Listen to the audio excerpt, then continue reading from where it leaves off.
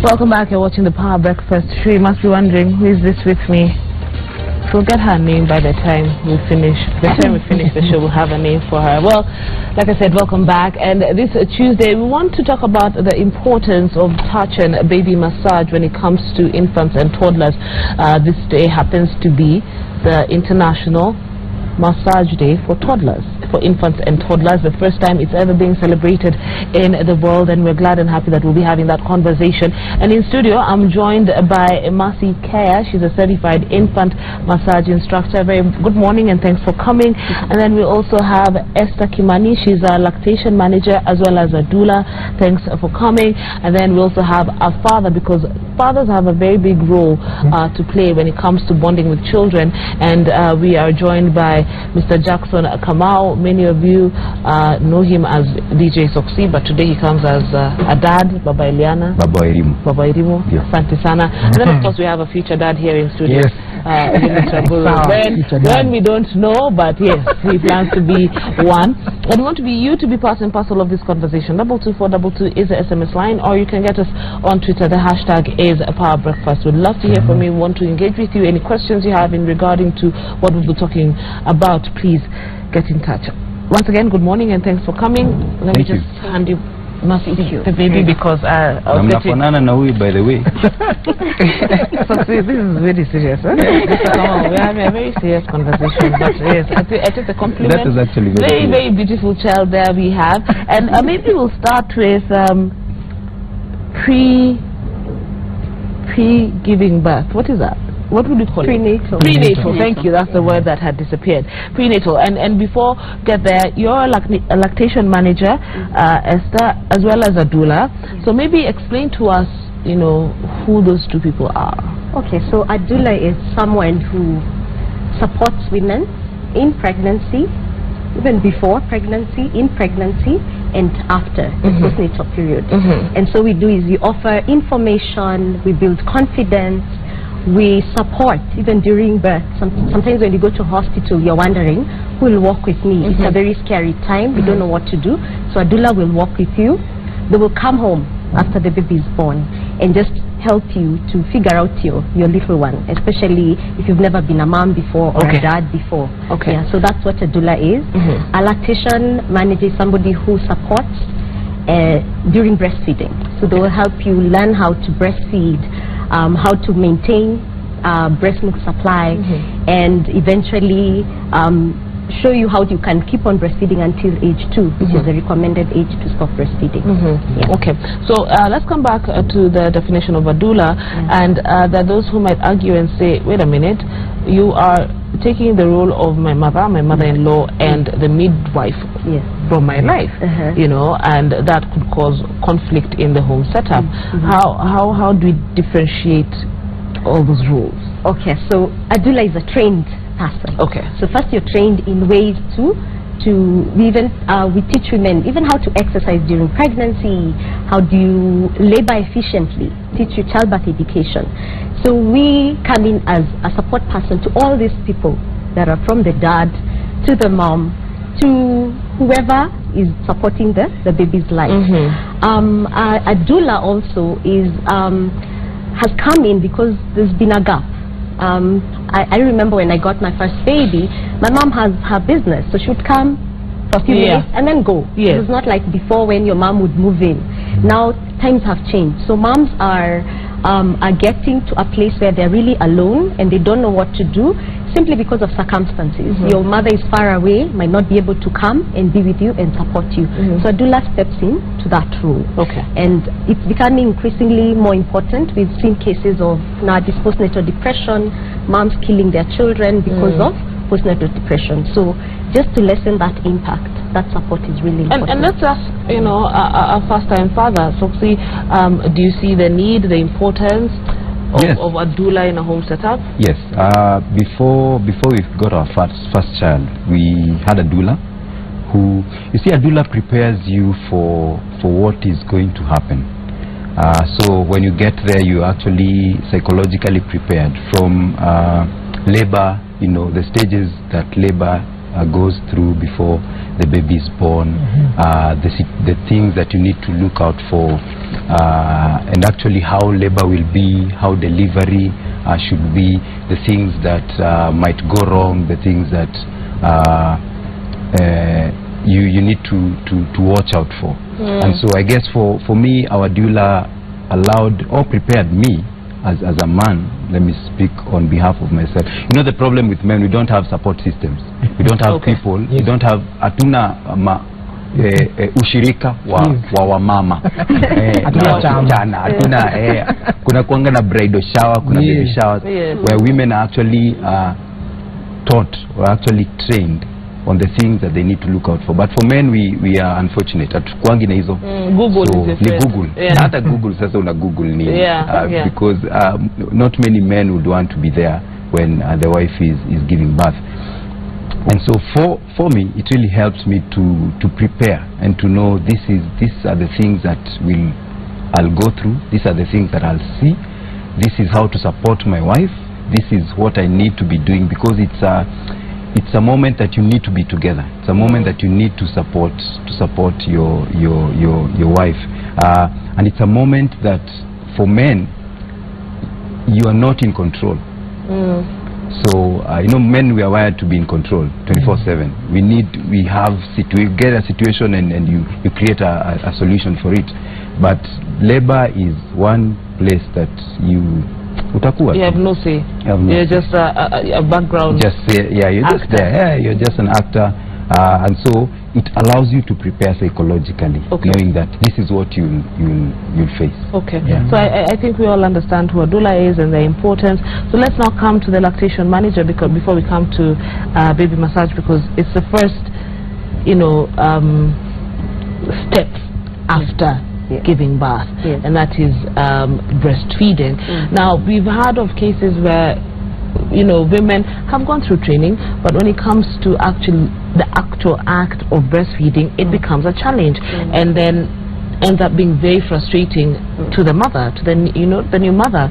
So what are some of the mistakes, common mistakes that women make when it comes to breastfeeding a child? Okay, the first one is you have to realize that breastfeeding is an act that needs participation from the mother and the baby. So it is something that is perfected over time. Okay. So it is not automatic. So sometimes we go with that notion that the baby will be born and I'll put my baby on the breast and voila, the baby will be fed. But what happens is most of us are used to seeing moms who've stayed with their babies a while, like a month. That's when you see most women. So they've already perfected it. So in your mind, that's what it is. So knowing that, it might not be quite automatic. The second biggest mistake that we do is delaying putting the baby on the breast after birth. When a baby is born, the first thing they do is cry. You know, that first cry. And then the next thing they do is they start looking for the breast. And what they're looking for is they know there's something they're supposed to be doing, but they don't quite know what it is yet. So when you put your baby immediately on the breast, first of all, the suckling reflex is strongest immediately after birth. The longer you delay, the weaker it becomes. So now, if you're trying to teach your baby 24 hours later, it's going to be harder to latch on the baby. So how immediate is immediate then? Like within the first hour of life. Okay, wow. So if actually the best way is baby should come out, and as the cord is cut, as the placenta is being delivered, the baby should already be on the breast. What happens when I'm under anesthesia, you know, and it's a C-section? I won't be up for another 2-3 hours, you know, and ideally what happens is the baby is taken from me and is given to the nurse, who then takes the baby to the nursery to be cleaned, and I guess from there the baby is, you know, fed formula, and we'll talk about that a bit later. But what happens in that instance where I'm under the knife? Okay, so increasingly, right now the practice is for moms to be awake. So they're given the spinal block during the C-section, so they're actually awake. So now that is actually to support breastfeeding. Because what the mom does, she goes onto her bed. Yes, she has to lie flat on the bed, but she can get assistance from the dad, from the midwife, from the nurse, to actually latch on the baby. You do not need to be seated to breastfeed. You can actually be lying down and still put the baby on the breast. Ideally, actually, even during the C-section, as the doctor is finishing whatever they are doing, if the baby is okay and the baby cried, the baby can still be given to the mother, and that's happening right now. The mother is given the baby because she's awake. So she's given the baby, and the pediatrician or the baby nurse will put the baby on the breast even as the C-section is continuing. So right now, there's actually no excuse to miss out. Yes, to miss out on placing the baby on the breast. And then after that, you know, after how long then should I continue with this, you know, breastfeeding process for it then to become quote-unquote habit? So the first day especially, you should put the baby as often as you possibly can, because the milk is really little. Babies are born with the tummy the size of just 7 ml. I hear the wedding ring, the wedding band. Exactly. That's how tiny a baby is. That's the size of a grape. Look at yourself now. Look at yourself and you wonder. That's the size of a grape, for example. So all the baby needs is very little, and already for most women that is already there. So if you put your baby often, every 2 hours, your baby will actually have enough. And by what happens, that action of the baby breastfeeding is what sends a signal to your brain that tells your brain you're no longer pregnant, make milk. So that stimulates, so that by second day, third day, when your baby now is the size of a bigger, like 15 ml, 20 ml, you already have milk for that baby. But if you go feed the baby with a supplement, the baby just wants to sleep. So it takes very, very long for milk to come in. And already you've set that mom for failure, because now it's going to be harder for her to catch up with her baby, because supplements like formula expand the baby's tummy too fast. Now, there's also the other issue of I was not able to latch my baby correctly, and so my baby has not been able to develop, you know, the rhythm when it comes to suckling. What happens is then the breasts, you know, get swollen. There's a lot of milk, and that usually I hear is a very painful process for most mothers should it happen. Ideally, then what should happen after that? Do I massage? Do I go to hospital? Yes, if okay, your breast should be emptied regularly, and that's why newborns should be fed every 2 to 3 hours. That thing of you want to sleep the whole night, not recommended for a newborn. They need to be fed. Especially if a baby has a small birth weight, they need to be fed often. So when you give your baby often, they'll empty the breast. But sometimes the baby might not be able to empty as fast as the milk is being produced. So what you can do is you can massage with a hot compress. Then you can massage them, and then you can express that milk. You can hand express, or you can use a breast pump to just remove that milk. You don't pour it. You can store it for future use. You can freeze it if you have a freezer, or you can freeze it to give to the baby with a cup and spoon. Later, if you need to have some rest, that's where daddy's coming. That extra milk for mommy to rest. Since the baby needs to be fed every 3 hours, you can let mom sleep a bit longer, and daddy can feed the baby. So that when you remove that milk, then they won't be engorged. So you will need further medical help. Alright, and I want to now involve you, Mercy. There's something, you know, she said the importance of immediately the baby comes out, place the baby on the chest, and so that the baby can start that rhythm. We're now seeing, or we're hearing, the importance of skin-to-skin contact, and that happens naturally with the mother, you know, because the first thing the mother wants to do is pick her baby and look at her baby, and so there's skin-to-skin contact. But then there's the father there, and it is said that a man should then remove his shirt and then embrace his child, both, you know, skin-to-skin, because it helps in the bonding. Is that true? It's very true. Skin to skin has immense benefits to both mom, baby, and father as well. And this comes in as the benefit of being prepared during antenatally, because the father now gets to know his role, and it's not something new to him. And it's true, when the baby is put skin to skin, especially for the premature babies, there's a lot of benefit on that, and even for babies who are full-term, to be put skin to skin. That's so did you go through that? Yes, I did. I did that a couple of times. It does. It helps? It does. It helps. It does. It actually allows you to connect with your baby more. I understand it. Just listening to the heartbeat does something for for your child, and speaking to her as she lies on your chest, praying for her, you know. There are those who argue that, you know, this is new age stuff because it sounds foolish. Yeah, our parents didn't do it. You know, if you go back home and ask your father or your mother, or rather your father, but did you remove your shirt and put it on the chest? Like, no. But I guess that's where we, for most, if you ask someone their favorite, their best friend, most people will tell you the mom. You know. It's very rare that you'll get someone saying my dad, because we didn't grow up, we didn't connect with our dads. Our dads were too busy looking for money that they forgot to do those things that allowed us to connect with them. And connection does not come when the baby is old. It needs to begin intentionally. You need to intentionally decide that I want to connect with this child, and it begins as early as when the baby has just been conceived actually, and now even born.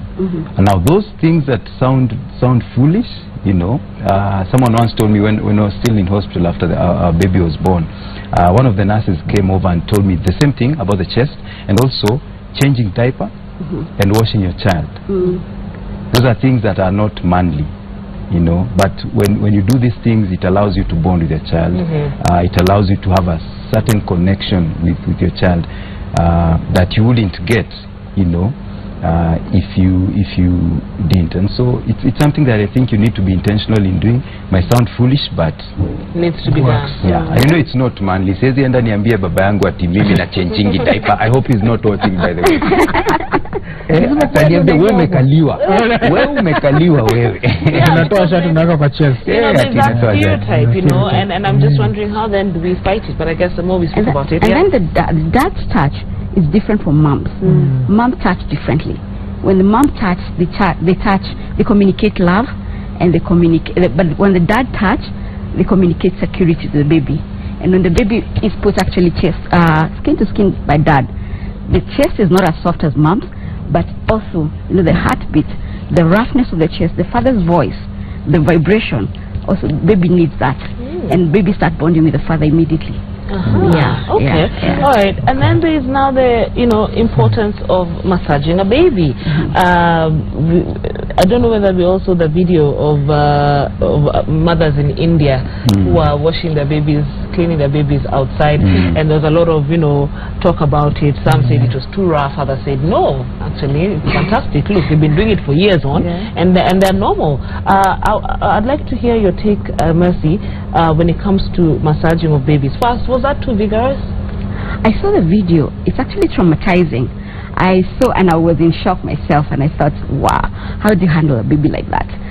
Then going back to your question about this being new, actually baby massage is not new, especially Africa, Kenya. We've always massaged our babies, but then our grandmothers, our great-grandmothers used to massage babies, and this was passed from mother to daughter. However, with our lives changing, we live in cities alone, we no longer have those skills anymore. So massage is not new. It was actually part of baby care in our tradition. Okay, and why then are we doing a massage to the baby? Yes, to the baby. There is a lot of benefit from not only for the baby. The massage benefits the giver as well as the baby that is receiving the massage. We classify benefits in 4. We say there is the relaxation, and most moms, you ask them, why are you massaging your baby, or why do you want to learn how to massage? They say that they want the baby to sleep better. True, when you massage your baby, the feel-good hormones, they're released, and the baby can be able to sleep better. And for a mom, especially postnatally depressed, there's a lot of research that has been done on that. Mothers who are postnatally depressed, when they're taught or they're exposed to infant massage, they're able to cope better for themselves. Because even if a mother is postnatally depressed, it affects the baby as well. So if for a mother who is able to massage her baby, the stress hormones actually are go down, and benefit both baby and mom. And then there's also the other one that we all know about, digestion, that stimulation of digestive system, respiratory system, and all that. And then there's bonding again. Come back to bonding. when you massage your baby, infant massage, unlike adult massage, you know, adult massage, you go for a massage, you want to lie, they massage you, and you go. You don't want people talking to you. But baby is actually very interactive. You keep eye contact, you talk to the baby, and then that's where the bond actually is formed. Now, can someone like Willie Saburu, who has such big hands, you know, do a massage? You know, I mean, and what's the intensity? Yeah, there's a fear that you could crush the baby.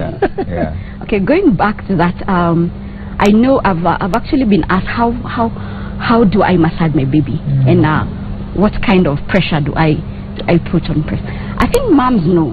However, there are cultures in our country where babies are massaged roughly, and from our training by IAIM, that's International Infant Massage Association, we are trained that it should be firm, not lightly, because if it's light, then again it doesn't add value. It should be firm, but not too hard, not the one that baby cries. If your baby starts crying and screams, like I've seen that happens, then it's not adding much value. The baby might sleep after the massage, but tomorrow when you touch the baby starts screaming, because they remember that. Yeah, so it's firm but not painful. Okay. And what are the areas we're focusing on when it comes to massaging a baby?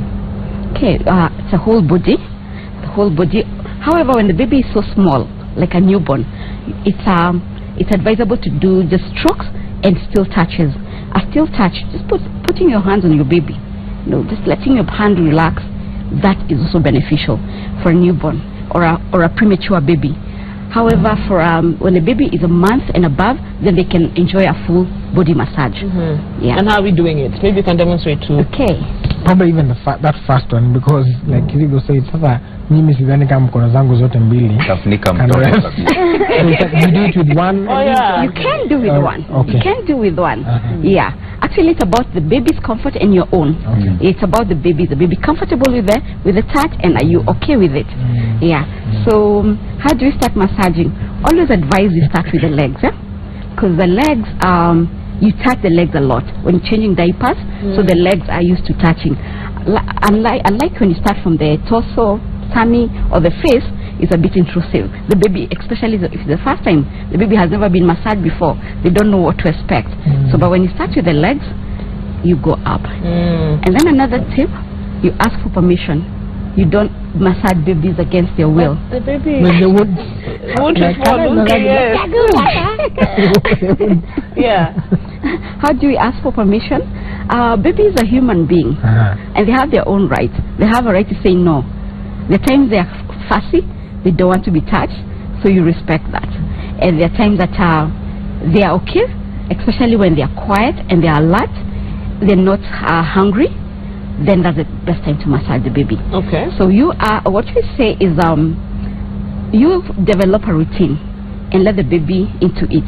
The baby gets to know. So, and ask the baby, okay, so take your oil. Always good to use the oil because you don't want to cause friction. So you apply your oil. Let the baby see you do this.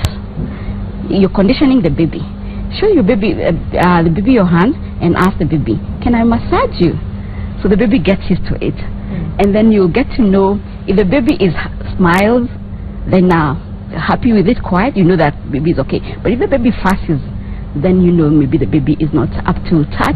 Try it another time. Okay. Of course, it's a full body massage. I'm just wondering now, when it comes to the back, you know, there's a baby's head that's very delicate. How do you handle that position? Okay. The different ways of doing it. Okay. Okay, for a bigger baby, the baby already knows how to lift the baby, the neck up. Or you can even put the baby on your lap. Put one leg above and then support the baby, and you're able to massage the back. Do a rub. Yeah. And ideally you should or even two on the back. Yeah. Okay. And ideally you should do this every day? Every day. A day is a very long time for a baby. Yeah, so you can do every day as long as the baby is okay with it and you're comfortable. And up to what age? I think that's the other thing, you know, because you could be massaging till the you know, because it becomes used to it. So at what point do we stop doing this?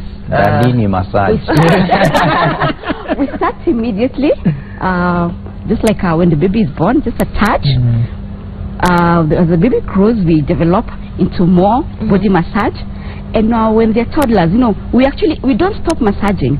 We just adjust and adjust our touch. When the baby is sitting and they may not be able, they may not want to lie down. It's hard to massage a toddler. Yes. But you can rub the hands. You can massage the hand. You can massage the toes. The toes. You can massage the back. Yeah, you just adjust it. Okay. Okay. So, and even when they're when they are teenagers, it's an opportunity to continue. Teenagers start becoming very quiet, but they have growing pains. So if it's like your son, he's playing sports, he comes home, he's hurt his leg. That's your opportunity. Sit down, massage him. If it's your girl, she's starting to get her first period, is the cramps. That's time for mommy to say, let me massage your back. So you still continue with that, and during that time they might end up talking to you because they are feeling touched. And relaxed. Yeah. So I think it stretches. There's no time to stop massage. Okay. I was going to ask, what are the benefits of that massage, but also like when you're doing the legs, right? Because I have changed the diaper before. What when I know if the leg. So how are you massaging exactly? Okay. I could show you a leg massage maybe. Okay. So you can either massage with the clothes on, a warm room, definitely a warm room. Massage. If you want to leave the clothes on, you can leave, or you remove the clothes. Okay. So for the massage, for the leg massage, we support the baby's leg with one hand, and with the other hand we start from the hip, massaging all the way up from the hip, from the inside, massaging all the way out. This is called Indian milking. Actually, the infant massage we teach is a mixture of many cultures. Okay. So this is called Indian milking. You're massaging out. Okay. And then from there you can do what we call hug and glide. You're hugging the leg and you're gliding. This helps a lot with their growing pains. Okay. Do that. Normally we say 3 times, up to 6. But if maybe for anything else, unless advised otherwise, you can do more. Okay. A foot rub like any other person. Yes. A foot rub anytime. Yeah. For the baby, babies love foot rub. So we do thumb over thumb. Thumb on top of the thumb, from the heel all the way to the toes. Okay. So those are some of the strokes, the mini strokes that we can do on there. Someone has asked, Hata Vunjika, you are doing the locking. The hug and glide. It's from, no, you actually hug and just, this baby is made of clothes, that's why they're thinking, a real baby, no. Okay. And you're using oil, you're gliding. You're gliding, Okay. There's also the other, a myth that if I continue massaging my baby could grow taller. The legs, especially the legs, because you're strengthening the muscles. I don't know. Actually, what happens is because you've stretched out the muscles. Like when babies are born, they're in fetal position, so they favor putting their legs in the same fetal position. When you massage them, they straighten out. They look taller, but it's not really that they are taller. It's just that now the muscles are straight. Okay. So now the baby stands straight instead of the fetal position. So, Chris, did you go through this? I went through this. I learned. You learned how to do it? Yes. And how does the baby respond? It takes getting used to, I guess. Yeah. There are good days, there are bad days. There are bad days. I'd expect a baby to enjoy touch, No. There are times that she's just cranky. So it doesn't work. Yes. But there are actually days that you see that she's enjoying it. And when the days, the baby is cranky, does that mean I leave the baby for an hour or 2 hours and then come back later, or is that day now done? We are not going to bother there. You can actually leave the baby for that time, try it again later. If they still don't want, you can massage tomorrow. But again, it takes successes. It's true, especially the first time. Be patient with yourself and be patient with the baby because it's a new thing. Yes. There's an important. Sorry, Willis. It's just a question. Just somebody's also asking, does it make the babies taller? Start walking faster? Yes, it does. It makes them start. It does. It actually helps a lot. In fact, research just showed babies that are massaged, breastfed, they're more intelligent. They have better social interaction. Exactly. And because of better circulation, their milestones, they'll sit faster, they'll crawl faster, they'll walk faster, they'll even talk faster. Because when you're when you're massaging your baby, you're talking to them. Yeah. So some of the words that you're saying, you see the baby repeating them to You you. won't learn glide. You know, you can be singing a song that, so she associates a song with that massage. Yeah. I wanted to say, I actually realize the best time to do this is after you've washed her. Yeah, for me that one worked worked best. That after you've washed, now when you're oiling, that's when you do the massage. Okay. Because she's from warm water, the room is warm, so warm touch as well. Yes, and then you be consistent. True. So same time every day. Babies love routine. Babies love routine. Yeah. So same time every day. Yeah. Okay. There's also the issue of digestion. So that means you just rub the tummy. Yes. Okay. Can I demonstrate? Yes, of course. Okay. So actually, most of the times, moms come to us asking us, how do my baby has gas problem, constipation, and tummy massage is one of the best, one of the beneficial touch that you can do. Again, we say for you to condition the baby, we do a still touch, especially when you're changing your the diapers. Do a still touch. Let the baby feel your hand, and then you start slowly. I'll remove my baby's clothes so that I can. You can show. Yeah. Our baby even has a diaper. Yeah. Full-fledged baby. Leave the diaper on. Yes. Just in case. Just in case. But if you're brave enough, you can remove the diaper as well. Just in case. Yeah. Just in case. Yeah. Niliambio, the poo for a child, it's very, it has nutrients for your skin. Kerigo, you can try maybe.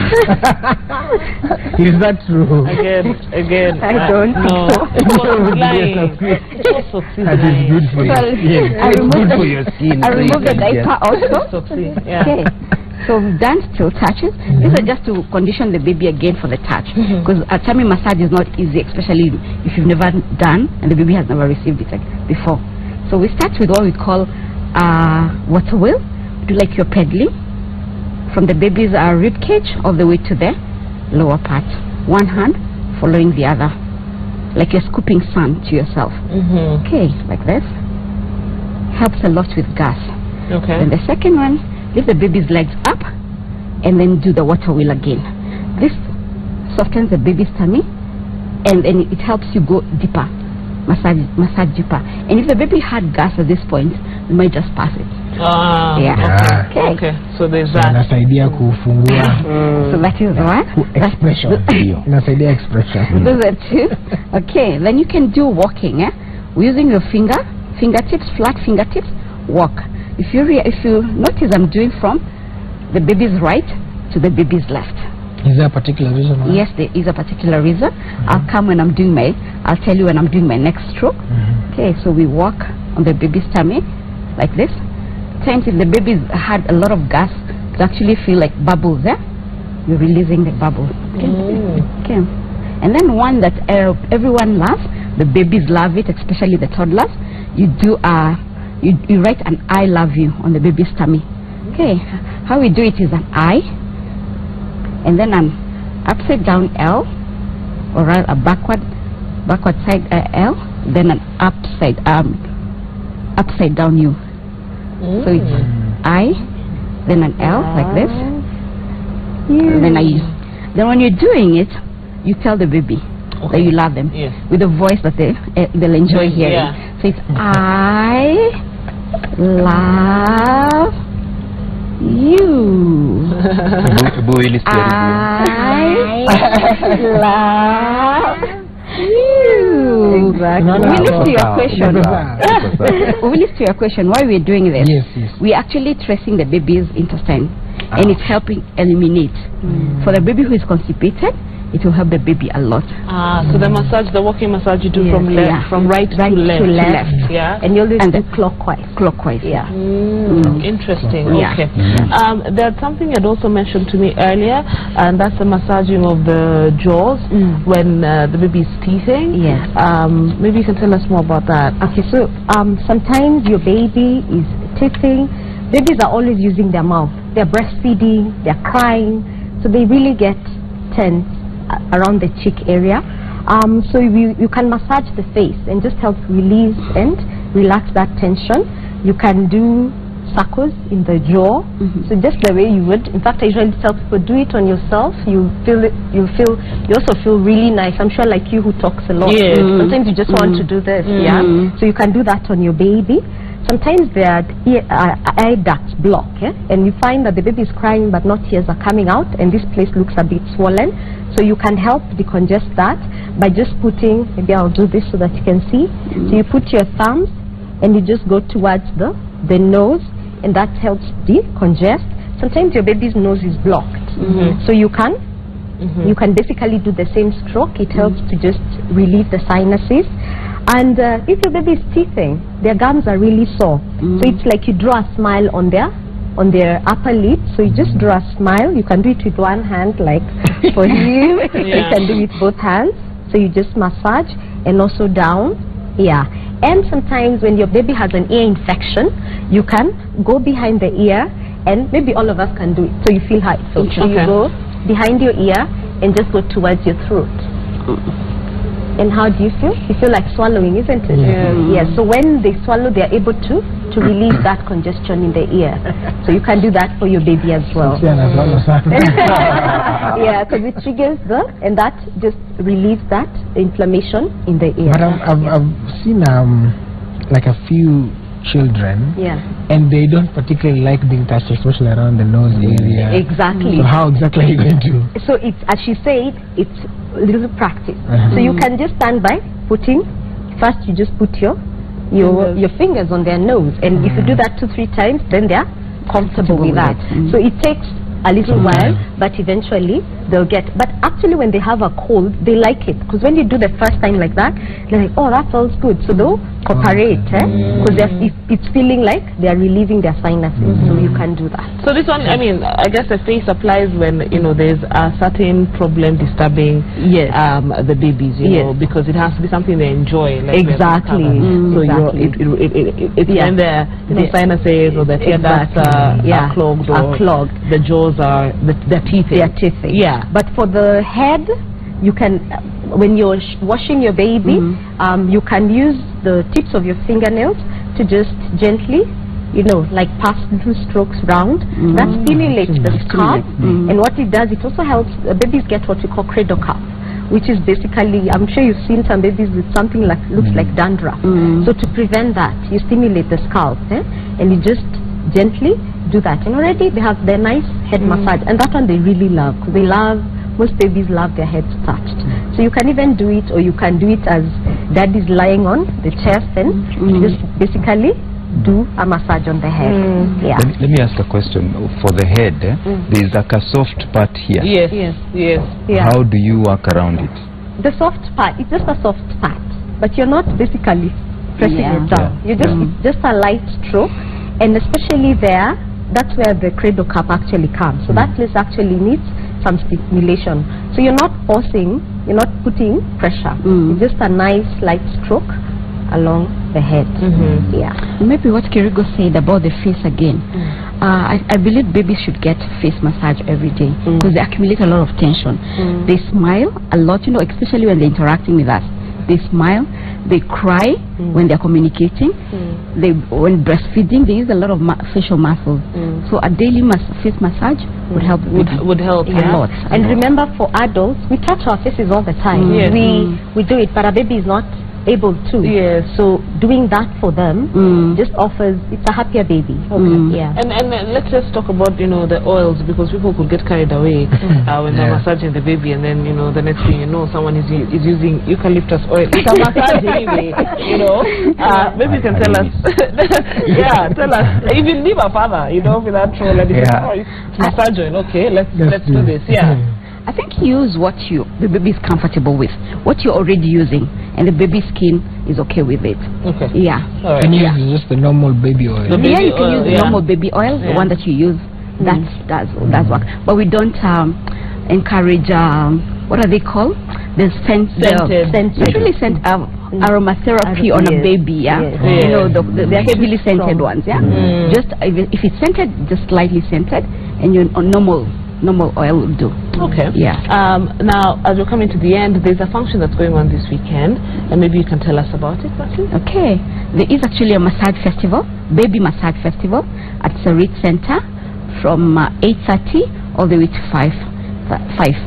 It's open for to pregnant moms and dads as well, because we also, as Soxy said, it's very important to prepare dads. We have actually a segment for dads to prepare them so that they know why they should massage, why they should get involved in lactation and things like that. And then as moms write a lot to us and ask us, how do I massage my baby? It will be an opportunity for them to learn how to massage the baby. Come with your baby. We'll show you some strokes. You can't do everything that day. There are actually infant massage instructors in this country, over 10 of us here, who offer classes. We can link you up to with them, but for that day, come with your baby. We'll teach you how to massage the legs. You see us doing it, tummy and the other parts. And for pregnant moms, there's also a segment for birth, labor preparedness. Okay. Soxy, any final questions? I see you have questions. You're still learning. Yes, I'm still learning. Yeah. But I guess Saturday. Zingine ni za kujianika. What would you tell, young fathers and upcoming fathers on the importance of, their role in their children's life? It goes beyond provision, and you need to intentionally do these things. It needs to be very intentional. That for even immediately when the child is conceived, there are those things that you need to start. Bonding with your wife, bonding with your child, talking to your baby, singing to your baby when they are still in the stomach, so that wanasemanga ndio aweze kujua sauti yako. It helps, but it needs to be very intentional. We were brought up with fathers maybe who are not there, and so let's raise a new generation of people, of dads who are present in their children's lives, not just providing, that's important, but even just being there physically. Maybe these things that we see in the society that maybe I assume are caused by the absence of dads in the homes. Yes. To offer direction, to offer leadership, to offer security, to offer love.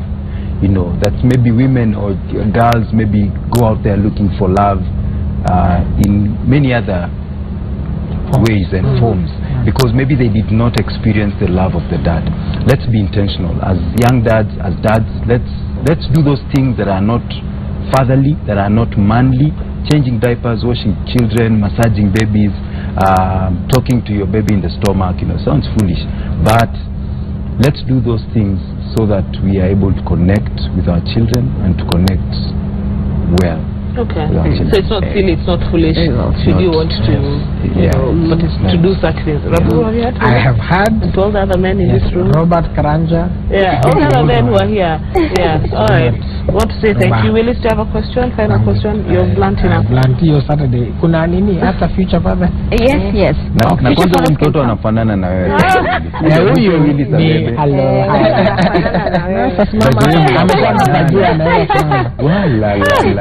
In fact, the event is also open to future mothers and fathers. Yes. Yeah, so even us, we can walk in to learn. Yes. You'll have our baby there. We'll have very many. Okay. To give people to learn. Maybe we should start forums for dads. Really? Yes. Where tunakuja ni sababu niko na potential. Yeah.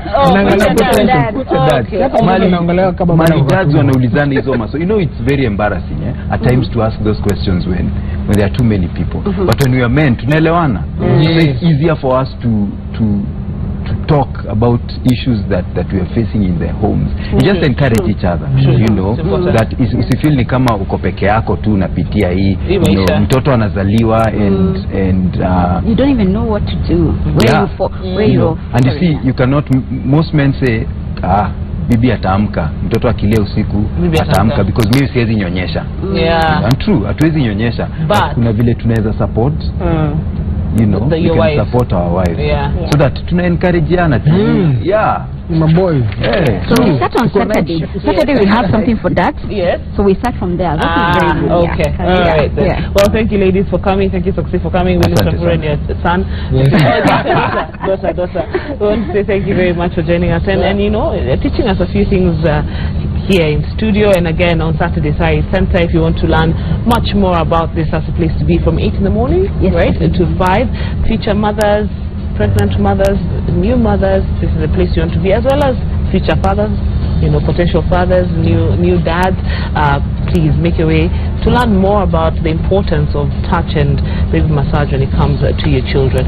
On behalf of everyone who watches this show, and rather who works on this show, my name is Kerry Ongarwa, wishing you a fantastic Tuesday. We'll see you tomorrow, same time, same place. Be kind to one another and don't forget to smile. Willis? Yes, my name is Willis Aburu, as always reminding you that successful people look like you and the great Manchester United, but responsible daddies out there. Have a good day.